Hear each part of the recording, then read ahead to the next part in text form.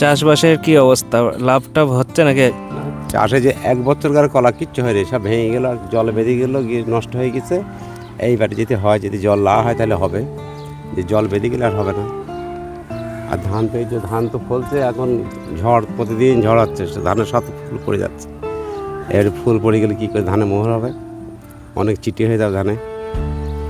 চাষবাসে কি আগে যেমন লাভ ছিল সেমন লাভ হয় না, এখন চাষবাস করে লাভই নেই, জনই পাওয়া, জনের যা দাম তাতে কিচ্ছু থাকে না। সার বীজ সার বীজ সব জিনিসের দাম বেশি। এখন ধানের বস্তা দেখলে 1400 টাকা, 1 বিঘে জমিতে 12 বস্তা ধান হবে, তো খরচ হয়ে যাচ্ছে প্রায় 8-10 হাজার টাকা। হ্যাঁ, আবার জমি যদি ভাগে চাষ করা হয় তার আরও বেশি খরচা, তারপর জল আছে তার মধ্যে, আবার অনেক খরচ। বৃষ্টিতে ঝড় টড় হলে ক্ষতি হলে তোমরা সরকার থেকে কিছু পাও? না, কিছু পাইনি। সরকারের অনুদান ওই যে বলে দেবো, ওই পর্যন্তই।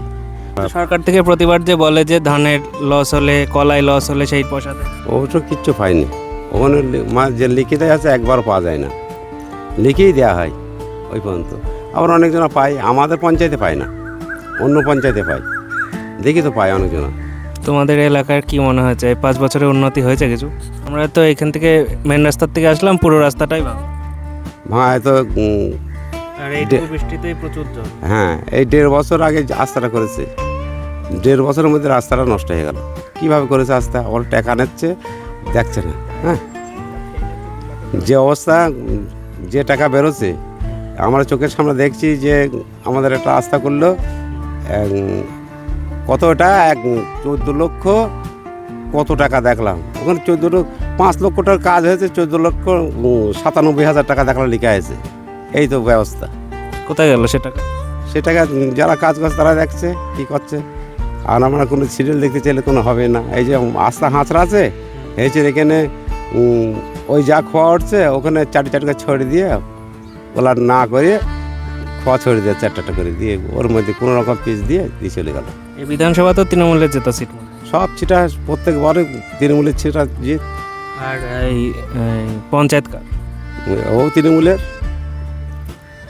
পঞ্চায়েত। তাহলে ওরাই ভাগবাটোয়ারা খাচ্ছে। এখন ওটা আমরা কীভাবে বলবো, আমরা হলো চাষি মানুষ। হ্যাঁ, যখন যেটা বলে সেটাই করি। হ্যাঁ, এখন তো আমাদের কিছু করার নেই। আর বলে সরকার থেকে পায় না, যেরাম পায় সেরাম দেয়, এই তো অবস্থা। চাষি হিসাবে তোমাদের অবস্থা খারাপ? হ্যাঁ, আমাদের সেরো জীবনই খারাপ, আমাদের খেটে না খেলে আমাদের চলবে না সংসার, এই আমাদের। খাটার পরেও যদি ফসলের ঠিকঠাক দাম পাওয়া যায় তাও তো একটা হয়। তাহলে তো কেরা বললো, যদি পাওয়া যায় তাহলে আমাদের একটু সচ্ছল ভালো হয়, একটা অন্য চাষ করতেও ভালো লাগে। হ্যাঁ, যদি না হয় তাহলে আমরা কী করে চাষ করবো? যখন আমাদের ফসল উঠবে তখন দাম থাকবে না, আর যে ফসল শেষ হয়ে যাবে তখনই তখন দাম উঠলো। তাহলে এই ফসল নিয়ে যারা মজুত করে রাখতে পারে তাদেরই লাভ। তাদের লাভ। অনেকজন আজ এখন পাট বেচছে, তাদের 8,000 টাকা পাট বেচে, এখন ধরো 17-20 হাজার টাকা প্রায় পাট বেচছে, তাদের লাভ। কোনো পরে এখন পাট বেচে দিয়েছে, দিয়ে তারা এখন পস্তাচ্ছে, 13,000 টাকার পাট বেচে বলছে, আর যদি আঁকতাম 2 মাস তাহলে এত হয়তো।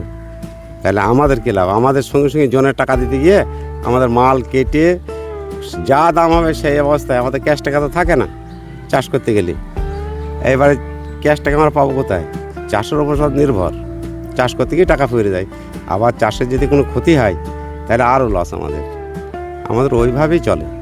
হ্যাঁ, লাভ লস আমাদের দেখতে গেলে হবে না, চাষ করে খেতে হয়, আমাদের চাষ করতেই হবে, তাছাড়া আমাদের কোনো কাজ পারি না। এই পুকুরে এখন কি মাছ হচ্ছে?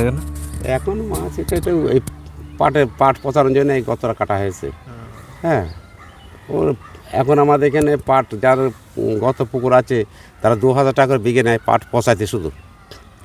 ওই যে নিজে একটুখানি কেটে রেখেছি, এই সব পাট যেবারে বুনলাম, এবারে বুনি, পাটের জন্য 2,000 টাকা দেবো, নিজের জমি একটু কাটি দিয়ে এটা এই কচু লাগানো হয়, এবারে একটুখানি বেশি করে ডিপ করা হয়েছে, একটু মাছ ছেড়েছি।